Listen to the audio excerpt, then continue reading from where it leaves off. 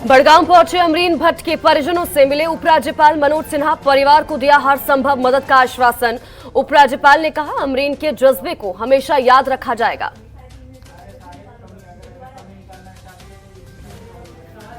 कठुआ के हरियाचक में सुरक्षा बलों ने मार गिराया ड्रोन। बम और यूबीजीएल लेकर भारतीय सीमा में आ रहा था पाकिस्तानी ड्रोन। ड्रोन में लगे अटैचमेंट से 7 मैग्नेटिक बम और 7 यूबीजीएल बरामद।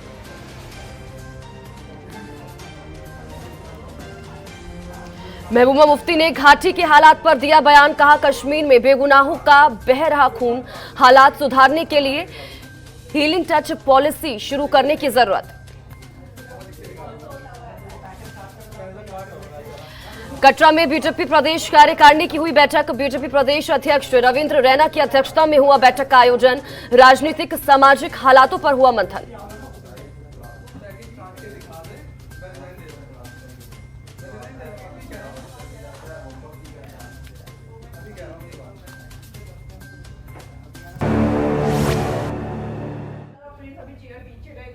नमस्कार, जनतंत्र टीवी देख रहे हैं आप और मैं हूं आपके साथ स्वाति आर्य। हमारे इस खास बुलेटिन में आप सभी का स्वागत है।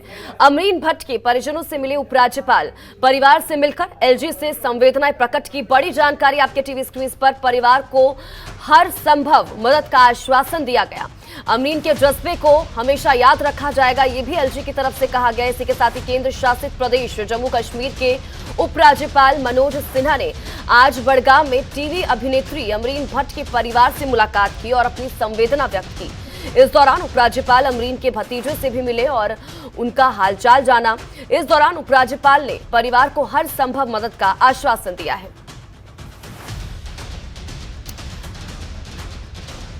तो बड़ी और महत्वपूर्ण जानकारी आपके टीवी स्क्रीन पर।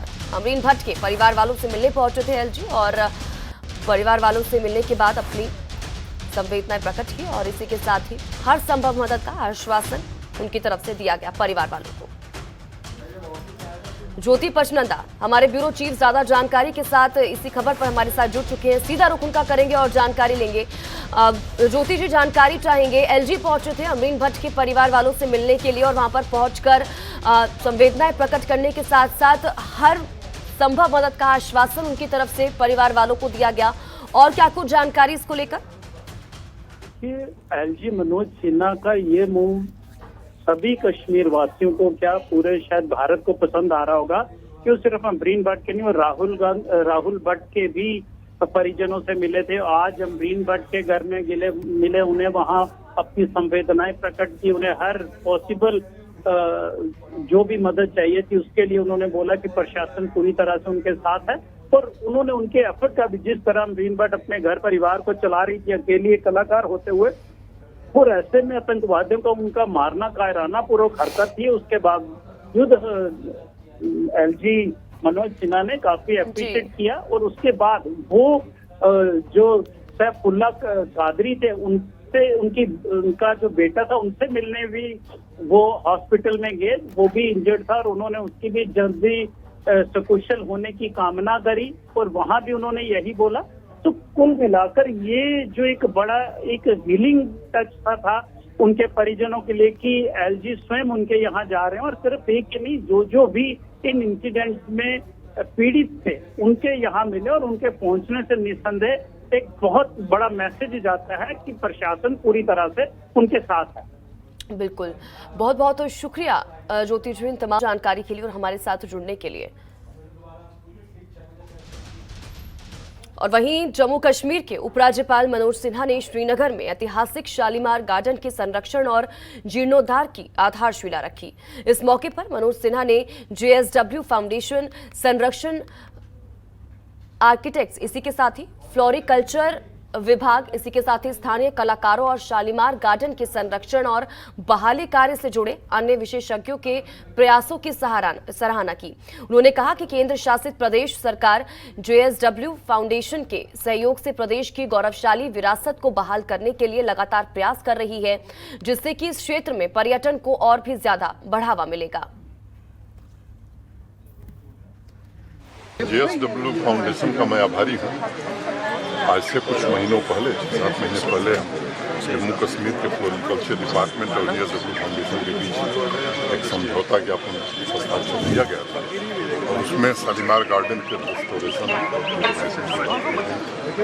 और निषाद दोनों काम इन लोगों ने आज प्रारंभ किया है। पहला चरण काफ़ी आगे बढ़ा और जिस तरह से विशेषज्ञों को देश भर से इन्होंने इकट्ठा किया है, चाहे वो आर्किटेक्ट हो या कला के जानकार हो। और दूसरी जो प्रमुख बात है कि यहाँ के लोकल लोगों को उसमें इन्वॉल्व किया है। मैं समझता हूँ कि एक बहुत ही बेहतरीन स्वरूप आने वाले समय में यहाँ लोग देख सकें।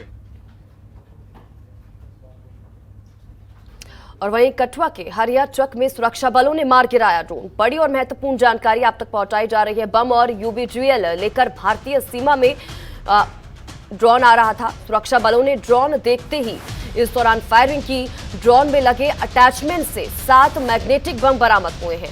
अटैचमेंट से 7 यूबीजीएल भी बरामद हुआ है। जम्मू कश्मीर पुलिस ने सीमा की ओर से आ रहे ड्रोन को मार गिराया है। पुलिस के मुताबिक कठुआ जिले के राजबाग थाना क्षेत्र के तल्ली हरिया चक सीमा पार से एक ड्रोन को आते देखा गया।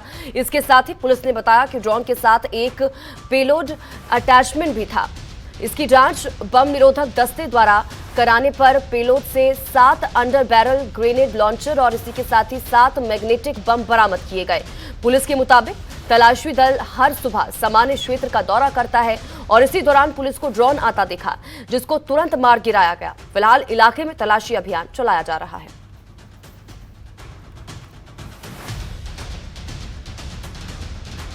पिछले कई महीनों से हमारी अर्ली मॉर्निंग सर्चेज चलती हैं इंटरनेशनल बॉर्डर पे, चाहे वो एंटी टनलिंग एक्सरसाइज हो, चाहे थोड़ा पीछे आके एरियाज़ में जहाँ पे ड्रोन एक्टिविटी की खबरें हमें मिलती है। तो 2-4 दिनों से हमें यहाँ पे खबर मिल रही थी कि यहाँ पे कुछ ड्रोन लाइक एक्टिविटी होती है और उसी सिलसिले में हमारी राजबाग पुलिस की पार्टी जो है अर्ली मॉर्निंग सर्च कर रही थी और सर्च के दौरान ही उन्होंने इस ड्रोन को साइट किया और यहाँ पे कुछ एक्टिविटी सी नज़र आई खेतों के बीच में और उसके बाद जब ये थोड़ा नीचे आया तो ये मर्मरिंग करते हुए पुलिस वालों ने फायर भी किया और इसको गिरा दिया। मुझे लगता है कि एक बहुत बड़ी कामयाबी है जे.एंड.के पुलिस के लिए और कठुआ पुलिस के लिए कि पिछले एक 1.5 साल से जब से ये हमने एक्सरसाइज शुरू की थी, अल्टीमेटली उसके रिजल्ट्स भी अब हमको मिलने लगे हैं और मुझे लगता है कि आने वाले दिनों में हम और इस इलाके में सख्ती से अर्ली मॉर्निंग सर्चेज शुरू क्या देखते हैं सर, किस ओर से आ रहा था ये ऑब्वियसली पाकिस्तान की साइड से आ रहा है। और वहीं महबूबा मुफ्ती ने घाटी के हालात पर जवाब दिया। उन्होंने कहा कि कश्मीर में खून बह रहा है, चाहे वो हिंदू हो, मुस्लिम हो, सिख हो या फिर कोई और हो, लेकिन केंद्र सरकार को इसकी परवाह नहीं और शायद इसी खून खराबे की वजह से केंद्र में बीजेपी को वोट मिलते हैं। महबूबा मुफ्ती ने यह भी कहा कि वो निर्दोष लोगों को जेल में डाल रहे हैं। उन्होंने कहा कि केंद्र सरकार को मुफ्ती मोहम्मद सैयद और इसी के साथ ही वाजपेयी के द्वारा शुरू की गई हीलिंग टच पॉलिसी को फिर से शुरू करना चाहिए। मारा जाता है तो हर जगह कश्मीरियों का खून बह रहा है, चाहे वो पंडित हो, मुस्लिम हो, हमारा हिंदू हो, हमारा सिख भाई हो, खून खराबा हो रहा है और शायद इस खून खराबे के बलबूते पे बीजेपी को वोट मिलते हों बाकी मुल्क के अंदर कि देखो हम कश्मीर में कितना दबा रहे हैं, कितनों को जेल में डाल रहे हैं, कितनी सख्ती कर रहे हैं, तो उनको उसी पे वोट मिलते हैं। तो उनकी ये पॉलिसी चल रही है और इस पॉलिसी से कुछ होने वाला नहीं है। हमने कितनी बार कोशिश की कि हम इन जातियों के खिलाफ प्रोटेस्ट करें, पर आपको पता है गेट मेरा लॉक हो जाता है। हालांकि कश्मीरी पंडित हमारे जिसको जख्मी किया था उसके घर जाना चाहती थी, जाने नहीं देते हैं। तो हमको इसी माहौल में अपनी जगह निकालनी पड़ेगी, ढूंढनी पड़ेगी और इनकी जो नाजायज अजाइम है उनको डिफीट करना पड़ेगा। और वहीं जम्मू कश्मीर में भारतीय जनता पार्टी ने अपनी 2 दिवसीय कार्यकारिणी बैठक की। इसके दूसरे दिन प्रदेश कार्यकारिणी के सदस्यों की बैठक का आयोजन कटरा में किया। बैठक में वर्तमान राजनीतिक और सामाजिक परिस्थितियों का जायजा लिया गया और इसी के साथ ही आगामी कार्यक्रमों पर भी चर्चा की गई। बैठक की अध्यक्षता बीजेपी प्रदेश अध्यक्ष रविंद्र रैना जी ने की। इस बैठक में केंद्रीय मंत्री डॉक्टर जितेंद्र सिंह, जुगल किशोर शर्मा, इसी के साथ ही सह प्रभारी आशीष, पूर्व प्रदेश अध्यक्ष, संगठन मंत्री अशोक कौल सहित अन्य वरिष्ठ नेताओं ने अपने अपने विचार रखे।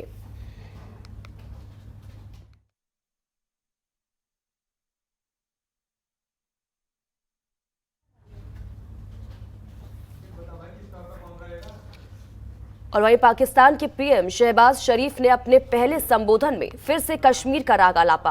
उन्होंने कहा कि दक्षिण एशिया में स्थायी शांति के लिए कश्मीर से धारा 370 को लेकर लिए गए फैसले को रद्द करना जरूरी है।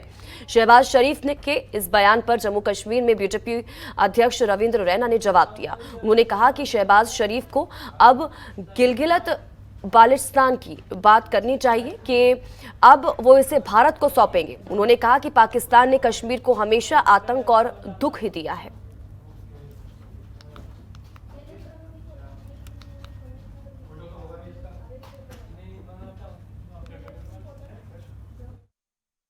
शहबाज शरीफ जो पाकिस्तान के प्रधानमंत्री हैं, उनको जो पाकिस्तान के गैर कानूनी कब्जे में हमारा जम्मू कश्मीर का भाग है और गिलगित बल्टिस्तान जो लद्दाख यूनियन टेरिटरी का भाग है, वो तुरंत खाली करना चाहिए।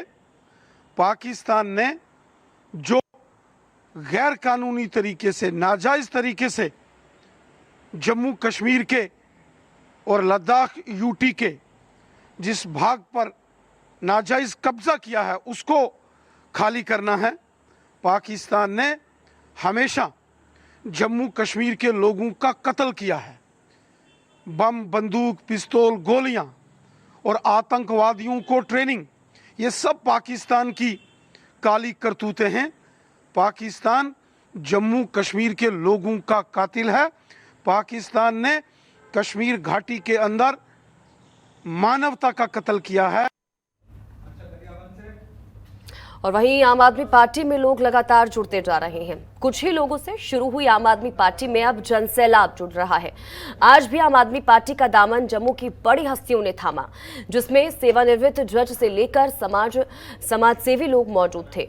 मौके पर पूर्व मंत्री हर्षदेव सिंह और इसी के साथ ही यशपाल कुंडल भी मौजूद रहे। इस मौके पर हर्षदेव सिंह ने कहा कि जिस तरह आम आदमी पार्टी की लोकप्रियता जम्मू में बढ़ती जा रही है, ऐसा प्रतीत होता है कि अगली सरकार जम्मू में आम आदमी पार्टी की ही होगी।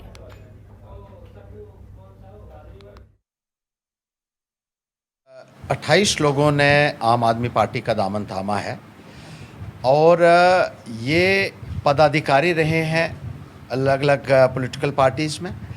3 डिस्ट्रिक्ट प्रेसिडेंट्स हैं जो पैंथर्स पार्टी से वाबस्ता थे पहले, उन्होंने आम आदमी पार्टी का दामन आज थामा है।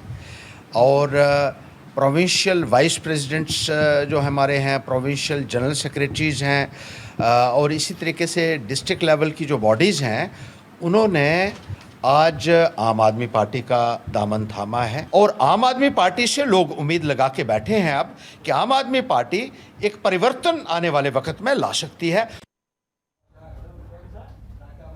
और चलिए रुख इस वक्त की अहम जानकारी का करेंगे। श्रीनगर के सौरा पहुंचे उपराज्यपाल मनोज सिन्हा। बड़ी जानकारी आपके टीवी स्क्रीन पर। सैफुल्लाह कादरी की घायल बेटी से उन्होंने इस दौरान मुलाकात की। आतंकवादियों के हमले में घायल हुई थी बेटी। परिवार को हर संभव मदद का आश्वासन उनकी तरफ से दिया गया है। बता दें कि 24 मई को आतंकियों के हमले में पुलिस जवान सैफुल्लाह कादरी की मौत हो गई थी। आतंकियों के हमले के दौरान उनकी बेटी ने अपने पिता को बचाने की कोशिश की थी और इसी दौरान उसको भी गोली लगी, जिसमें वो घायल हो गई। फिलहाल बेटी का इलाज श्रीनगर के सौरा में स्थित अस्पताल में चल रहा है।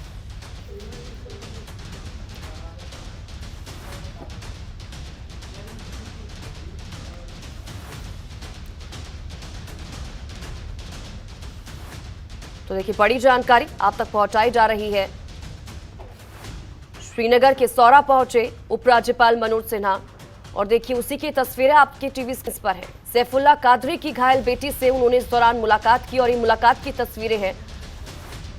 आतंकवादियों के हमले में दरअसल बेटी घायल हो गई थी और इस मुलाकात में परिवार को हर संभव मदद का आश्वासन भी उपराज्यपाल की तरफ से दिया गया है। और वहीं आज जम्मू कश्मीर चिकित्सा कर्मचारी महासंघ ने स्वास्थ्य कर्मचारियों की लंबे समय से लंबित मांगों को लेकर एक प्रेस कॉन्फ्रेंस की। प्रेस कॉन्फ्रेंस में उन्होंने बताया कि उनकी पिछले 5 सालों से लंबित पड़ी मांगें पूरी नहीं की जा रही, जिसके चलते उन्होंने 24 मई को आधे दिन की हड़ताल रखी थी।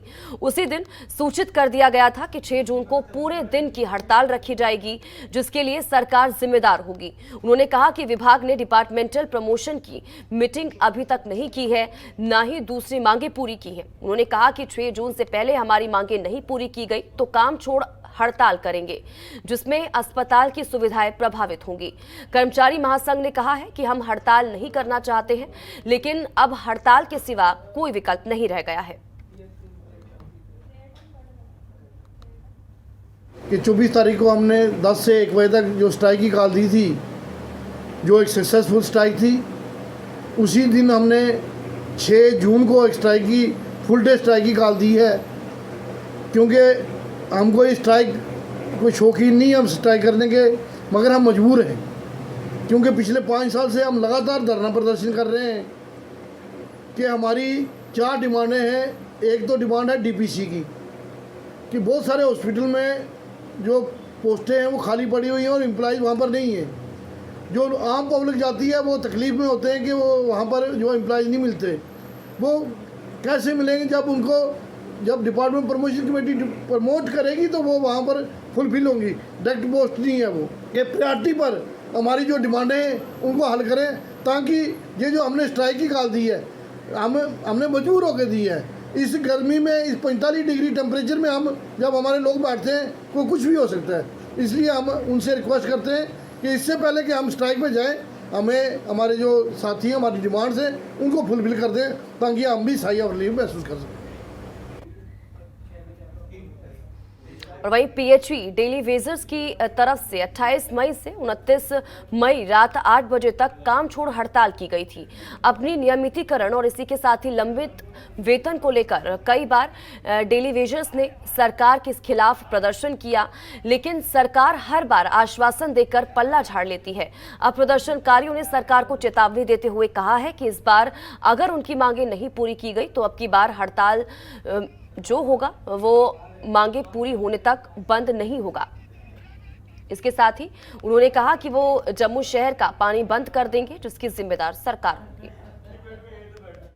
कल पीएचई एम्प्लॉइज जनरेटर फ्रंट ने जो 28 शाम को 8 बजे से लेकर 29 शाम को 8 बजे तक जो हमारी टूल डाउन स्ट्राइक थी 24 घंटे की, आज हमारी शाम को 8 बजे तक संपूर्ण होगी।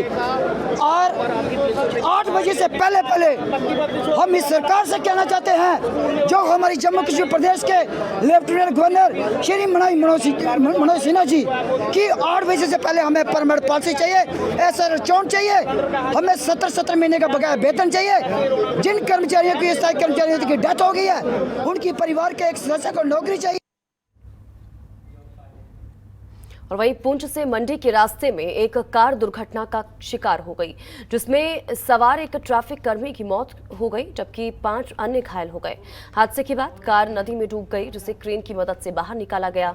जानकारी के मुताबिक selection grade constable Abdul Bashir, इसी के साथ ही पुत्र अहमदा शेख निवासी मंडी, जो मंडी में तैनात है, अपनी निजी कार से पुंछ से मंडी की ओर ड्यूटी पर तैनात के लिए जा रहे थे। तभी अचानक वो कलई नामक स्थान पर वाहन से संतुलन खो बैठे और कार सीधी खाई में गिरकर नदी में समा गई। वहां से गुजर रहे लोगों ने जब देखा तो उन्होंने पुलिस को सूचना दी, जिसके बाद रेस्क्यू ऑपरेशन शुरू किया गया। हादसे के बाद 5 घायलों को बाहर निकाला गया, जबकि एक व्यक्ति की मौत हो गई।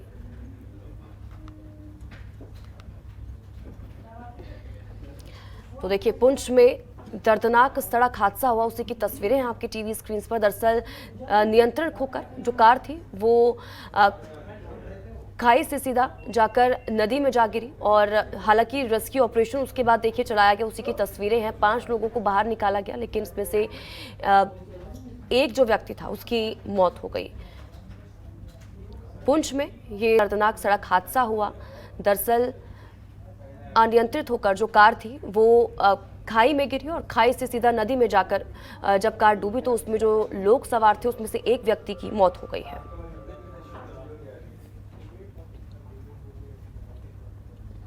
और वहीं जम्मू कश्मीर में युवाओं के साथ साथ बुजुर्गों के लिए भी कई कदम उठाए जा रहे हैं। दरअसल अनंतनाग के ननिल में बुजुर्गों के लिए ओल्ड एज होम बनाया जा रहा है। ओल्ड एज होम का करीबन 70% काम पूरा हो चुका है और इसके बाकी बचे हुए काम को भी जल्द पूरा किए जाने की कोशिश की जा रही है। इस सेंटर में स्वास्थ्य सुविधाओं के साथ साथ रिक्रिएशन सेंटर भी बनाया जा रहा है। जो ये कदम गवर्नमेंट ने ओल्ड एज हाउस जो यहाँ बनाया है, ये अच्छा कदम है। इससे तो डेवलपमेंट में हो सकती है, बन गई है ये, और ज़मीन भी यहाँ से प्रोटेक्ट हो गई। ये तो बड़ा इनिशिएटिव गवर्नमेंट ने लिया है, ये बड़ा अच्छा कदम है। हाँ, ये बहुत अच्छा कदम है जनाब, ये बहुत अच्छा कदम है गवर्नमेंट का, बहुत अच्छा कदम है। यहाँ पे ओल्ड एज हाउस बन रहा है, ये बहुत अच्छा कदम है। देखिए, गवर्नमेंट का पूरा फोकस है कि ना सिर्फ युवा पॉपुलेशन बल्कि जो हमारी ओल्ड एज पॉपुलेशन है, सिनाइल पॉपुलेशन है, उनके लिए भी बेहतर सुविधाएं जनरेट करवाई जाए, जिसमें ना सिर्फ health facility, counselling sessions, recreational centre, इस सभी चीज़ें एक बड़े उस कॉम्प्लेक्स में हो। इसी के तहत जो नानिल में भी एक बड़े लेवल पे वो सेंटर अंडर कंस्ट्रक्शन है और उसका काम चल रहा है। तो मुझे उम्मीद है कि जो हमारी ओल्ड एज सेगमेंट है, जो अभी तक एक किसी ना किसी तरीके से गवर्नमेंट स्कीम से महरूम रहती थी, उनको एक ख़ास फोकस की तरह जो हमारी प्रेजेंट डिस्पेंसेशन है जो चाहती है, उसके हिसाब से हम उनको एक फोकस और प्रायोरिटी एरिया दे पाएँ। और वहीं वैष्णो देवी श्रद्धालुओं को हेलीकॉप्टर सेवा के फर्जी टिकट बेचने के मामले में 7 आरोपियों के खिलाफ चार्जशीट दाखिल की गई। इसी के साथ ही रियासी जिला पुलिस ने स्थानीय अदालत में आरोप पत्र दाखिल किया, जिसमें सुनील चावला, मोनू पंकज, दीपक कुमार, इसी के साथ ही गजानंद मेघवाल, अशोक कुमार शर्मा, लखपति पासवान और संतोष कुमार को आरोपी बनाया गया है। पुलिस विभाग के मुताबिक ऑनलाइन फर्जी टिकट बेचने की शिकायत पर टीमें गठित की गई थी। 4 आरोपियों को पुलिस टीम ने मार्च महीने में राजस्थान से पकड़ा था, तो वहीं बिहार से 3 लोगों को मई महीने में गिरफ्तार किया गया। जांच के दौरान 40 फर्जी वेबसाइट भी चिन्हित की गई, जिन्हें ब्लॉक करवा दिया गया।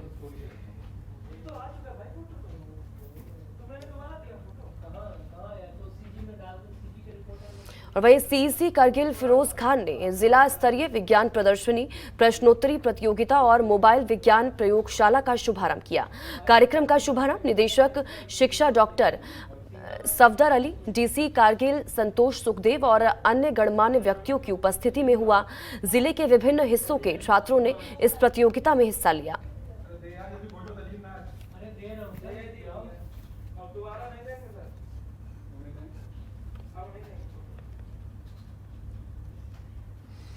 और वहीं पुंछ जिले में जम्मू कश्मीर कला संस्कृति और भाषा अकेडमी की तरफ से जिला प्रशासन के सहयोग से 2 दिवसीय सांस्कृतिक और शिल्प उत्सव का आयोजन किया गया। कार्यक्रम का आयोजन कृष्णचंद्र स्मृति डिग्री कॉलेज मैदान में हुआ। इसका उद्घाटन उपायुक्त इंद्रजीत ने किया। कार्यक्रम में पडर से कुड़ नृत्य, इसी के साथ ही नाट्य रूट द्वारा डोगरी नृत्य, इसी के साथ ही सदाकत अली द्वारा गोजरी नृत्य, सोनी म्यूजिकल ग्रुप के महेंद्र सोनी ने पंजाबी गीत, मोहम्मद ने गोजरी गीत की प्रस्तुति दी। कार्यक्रम में पहले दिन का समापन निहंग सिंहों द्वारा गतका की प्रस्तुति से हुआ, जिसने सभी को मंत्रमुग्ध कर दिया। दर्शकों और स्थानीय लोगों के बीच निकटता लाने और इसी के साथ ही सांस्कृतिक जागरूकता फैलाने के लिए उत्सव के दौरान स्थानीय लोक संगीत और नृत्य रूपों को प्रदर्शित किया गया।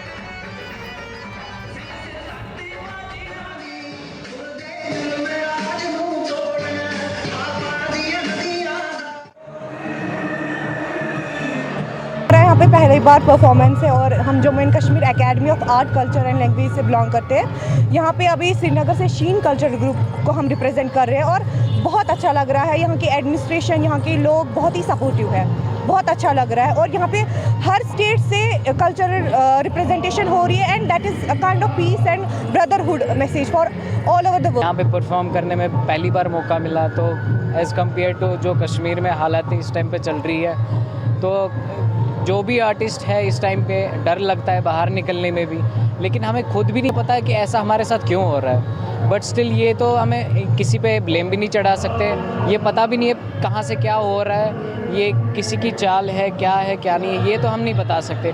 बट इस मयार का प्रोग्राम पुंछ में करना हमारे लिए मुश्किल है, उस एतबार से कि एक तो वसाइल उतने नहीं होते हैं यहाँ, और दूसरा गाड़ी का और वहाँ से आना और आर्टिस्टों को यहाँ लाना।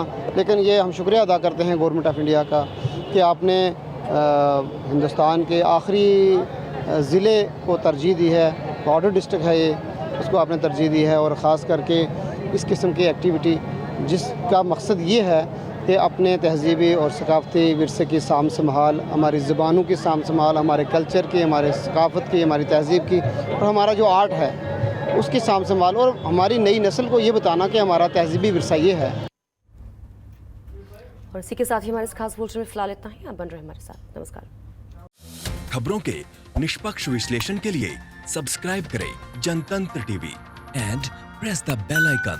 Never miss any update.